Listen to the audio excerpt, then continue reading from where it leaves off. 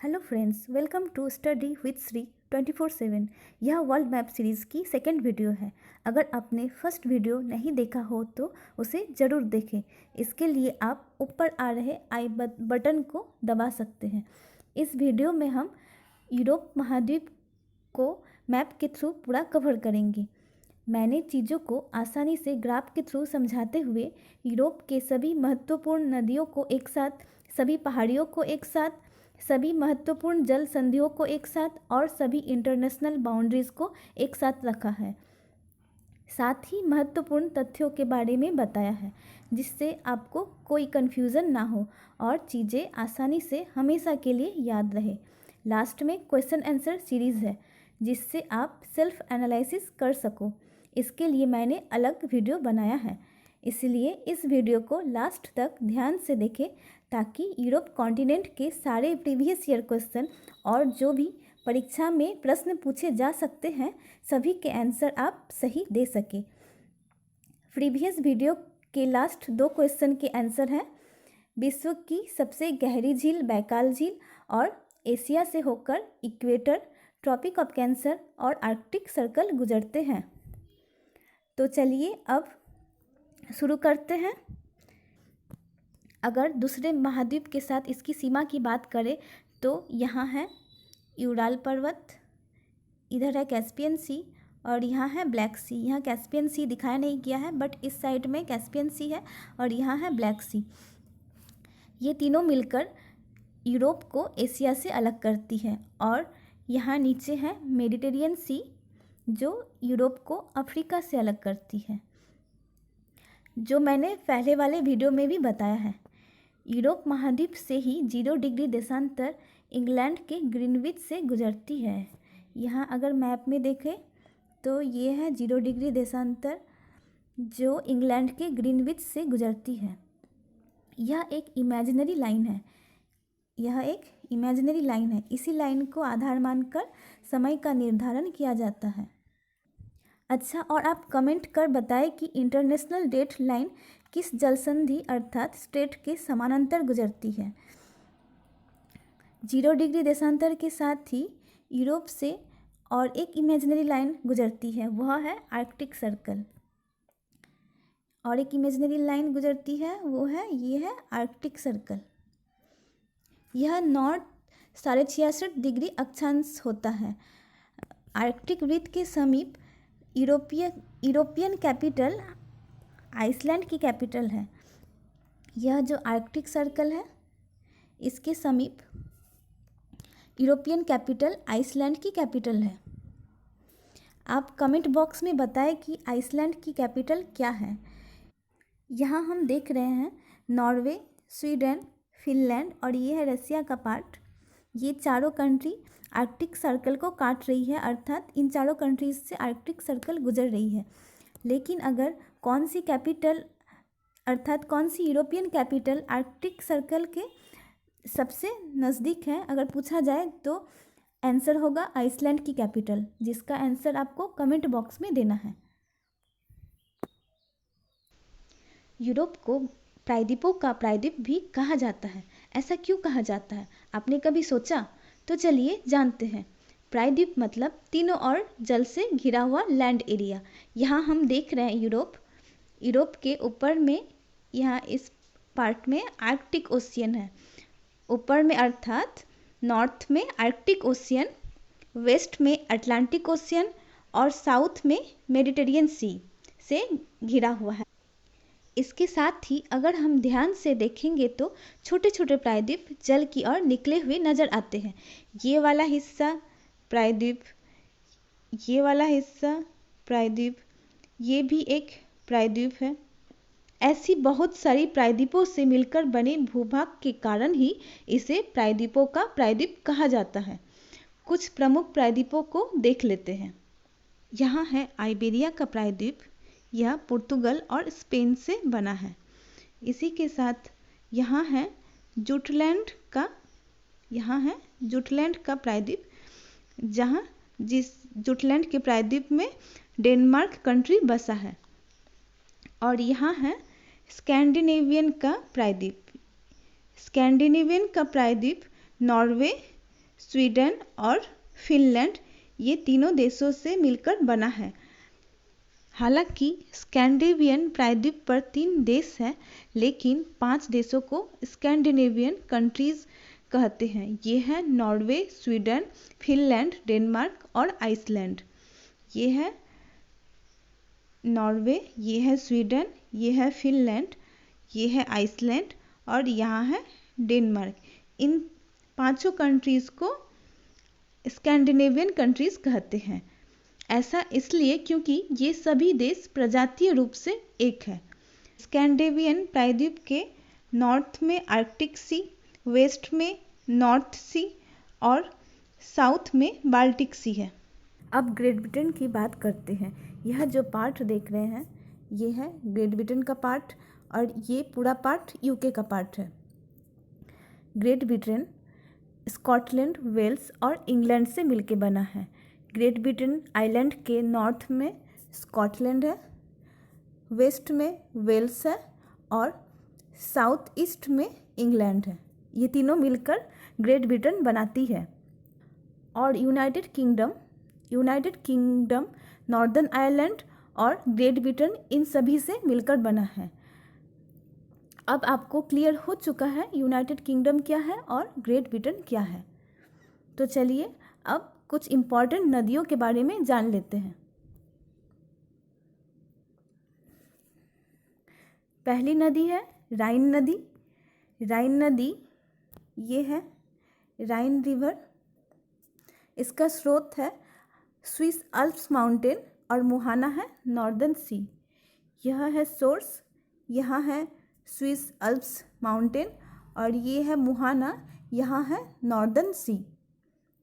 यह rift valley से होकर गुजरती है। राइन रिवर यूरोप का सबसे व्यस्त जल परिवहन मार्ग है। यह जो राइन रिवर है यह यूरोप का सबसे व्यस्त जल परिवहन मार्ग है।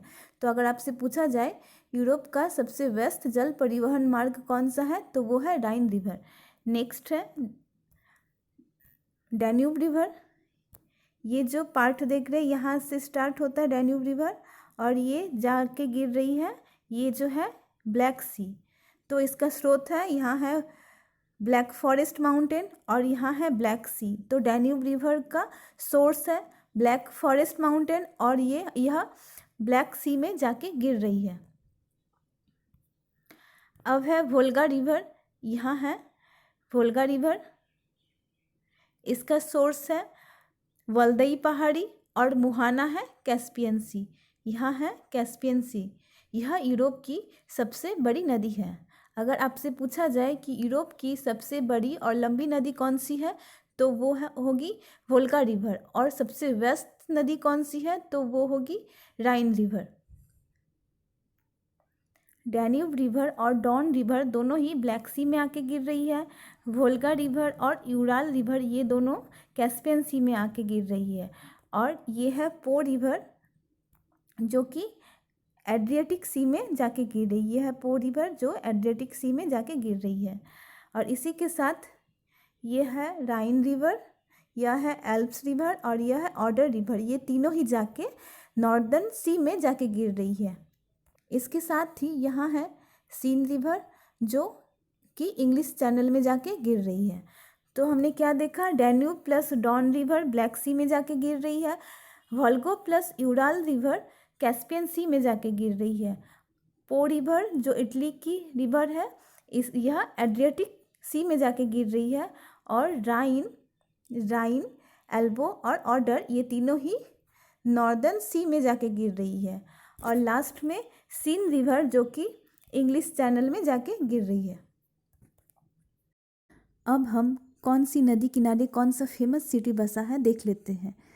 यह हमारे किसी भी एग्ज़ाम के पॉइंट ऑफ व्यू से काफ़ी इम्पोर्टेंट है। फर्स्ट है बर्लिन जो कि जर्मनी का कैपिटल है, स्प्री रिवर के किनारे बसा है। वियना ऑस्ट्रिया का कैपिटल, डैन्यूब रिवर किनारे। लंदन यूके का कैपिटल, थेम्स रिवर के किनारे। बुदापेस्ट हंगरी का कैपिटल, डैन्यूब रिवर के किनारे। पेरिस जो कि फ्रांस का कैपिटल है, सीन रिवर के किनारे। रोम जो कि इटली का कैपिटल है, टाइबर रिवर किनारे। हैम्बर्ग जो कि नीदरलैंड का एक फेमस सिटी है, वह एल्प्स रिवर किनारे। और लास्ट में रोटरडैम, जो कि नीदरलैंड की एक फेमस बंदरगाह है, वह राइन रिवर के किनारे बसा है। चलिए अब कुछ इम्पॉर्टेंट जल संधि के ऊपर नज़र देते हैं। इंग्लिश चैनल मैप में यहाँ है इंग्लिश चैनल, जो सेपरेट्स कर रही है फ्रांस को यूके से। यह फ्रांस है और यह यूके का पार्ट है। यह फ्रांस को यूके से अलग कर रही है। नेक्स्ट है सेंट जॉर्ज चैनल, मैप में है यहाँ सेंट जॉर्ज चैनल। यह सेपरेट्स कर रही है आयरलैंड को ग्रेट ब्रिटेन से। ये है आयरलैंड का पार्ट, यह आयरलैंड को ग्रेट ब्रिटेन से अलग कर रही है। नेक्स्ट है डोवर स्ट्रेट, यह मैप में इंग्लिश चैनल के पास ही है डोवर स्ट्रेट।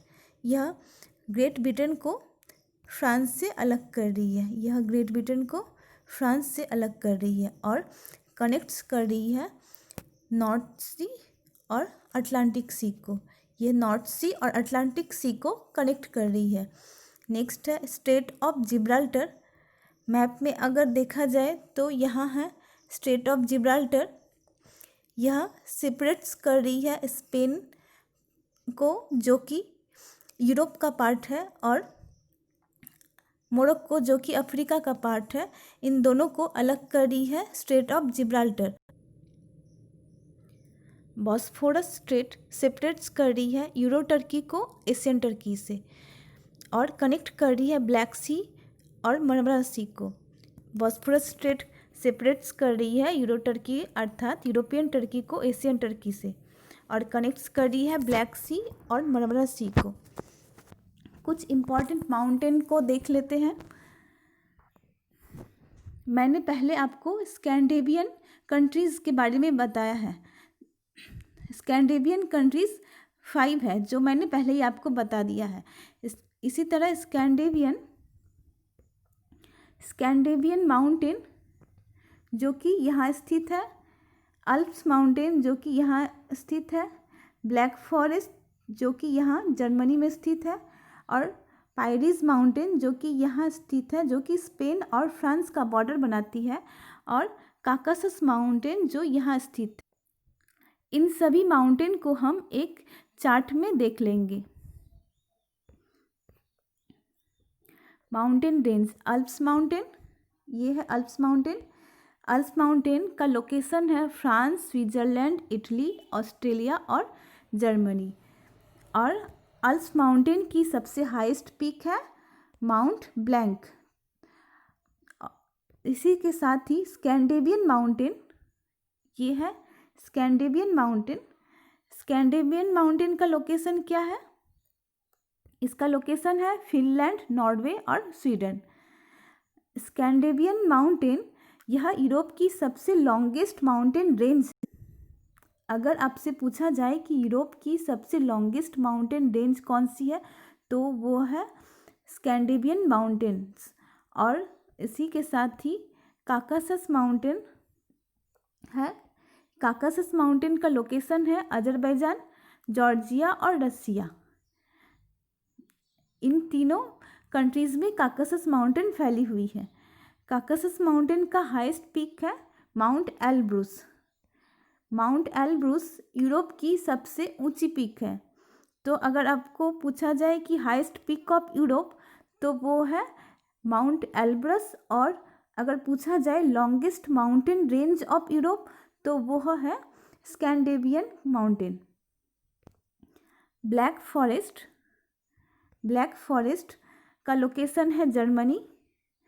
यूराल माउंटेन, जिसका लोकेशन है रसिया। पायरीज माउंटेन, जैसा मैंने बताया, इसका लोकेशन है फ्रांस और स्पेन। मैटरहॉर्न माउंटेन, यहाँ ये है मैटरहॉर्न माउंटेन, यह इसका लोकेशन है स्विट्ज़रलैंड और इटली। मैटरहॉर्न माउंटेन में स्विट्ज़रलैंड की सरकार ने रिसेंटली इंडिया का फ्लैग दिखाया था थ्रू अ लाइट प्रोजेक्टर, इसीलिए यह मैटरहॉर्न माउंटेन काफ़ी न्यूज़ में था। लास्ट में है माउंट टिटलिस, जो कि स्विट्ज़रलैंड में है। माउंट टिटलिस जो कि स्विट्ज़रलैंड में स्थित है। चलिए अब कुछ इम्पॉर्टेंट इंटरनेशनल बाउंड्रीज़ को देख लेते हैं। फर्स्ट है मैनरहीम लाइन। मैनरहीम लाइन जो कि फिनलैंड और रसिया के बीच बाउंड्री लाइन बनाती है। यह है रसिया, यह है फिनलैंड और इस साइड है रसिया। यह जो पार्ट देख रहे हैं यह है रसिया का पार्ट। इन दोनों के बीच बाउंड्री लाइन बनाती है मैनरहीम लाइन। और Hindenburg Line and Oder Neisse line जो कि जर्मनी और पोलैंड के बीच बाउंड्री लाइन बनाती है। इसी के साथ Maginot Line and Siegfried line जो कि फ्रांस और जर्मनी के बीच बाउंड्री लाइन बनाती है। Hindenburg Line and Oder Neisse Line Germany और पोलैंड के बीच बाउंड्री लाइन बनाती है। और Maginot Line and Siegfried Line France और जर्मनी के बीच बाउंड्री लाइन बनाती है। अगर आपको मेरे वीडियो से हेल्प मिल रही है तो मेरे वीडियो को ज़रूर लाइक, शेयर एंड सब्सक्राइब करें। चलिए अब कुछ यूरोपीय देशों के लोकप्रिय नाम जान लेते हैं। यहाँ हम देख रहे हैं कुछ यूरोपीय देशों के लोकप्रिय नाम, जैसे फिनलैंड। फिनलैंड को झीलों का देश अर्थात लैंड ऑफ 1000 लेक्स के नाम से भी जाना जाता है। वैसे ही स्विट्ज़रलैंड को यूरोप का खेल का मैदान कहा जाता है अर्थात प्लेग्राउंड ऑफ यूरोप है स्विट्ज़रलैंड। इटली को यूरोप का भारत कहा जाता है। इटली को यूरोप का भारत कहा जाता है। इसी तरह यूक्रेन विश्व का अन्न भंडार या रोटी का डालिया है। यूक्रेन जो विश्व का अन्न का भंडार और रोटी का डालिया कौन है, वह है यूक्रेन। पेरिस को फैशन की नगरी के नाम से भी जाना जाता है। पेरिस में ही आईफल टावर है। फ्रांस को लघु यूरोप या सूरा और सुंदरियों का देश कहा जाता है। मॉस्को जो कि रसिया की कैपिटल है, यह 5 सागरों का पतन है। ये 5 सागर है कैस्पियन सी, ब्लैक सी, वाइट सी, बाल्टिक सी और सी ऑफ एज़ोव। टर्की को यूरोप का मरीज कहा जाता है। टर्की को यूरोप का मरीज कहा जाता है। और लास्ट में है काकासस राज्य। काकासस राज्य के अंतर्गत अजरबैजान, जॉर्जिया और अर्मेनिया ये तीनों कंट्री आते हैं, क्योंकि काकासस माउंटेन इन तीनों कंट्रियों में फैला है। लास्ट में नोट है। नोट में है यूरोप का कंबल किसे कहा जाता है, यह है गल्फ स्ट्रीम। विश्व का सबसे छोटा देश है वेटिकन सिटी। और 0 डिग्री देशांतर ग्रीनविच इंग्लैंड से होकर गुजरती है। आज का वीडियो यहीं तक था। नेक्स्ट वीडियो में यूरोपीय महाद्वीप से रिलेटेड सारे क्वेश्चन आंसर रहेंगे, तो मेरे साथ बने रहने के लिए सब्सक्राइब बटन को दबाना ना भूलें, ताकि जब भी मैं नया वीडियो अपलोड करूं आप तक नोटिफिकेशन पहुंच जाए। तो स्वस्थ रहिए, मस्त रहिए और पढ़ते रहिए। Thank you.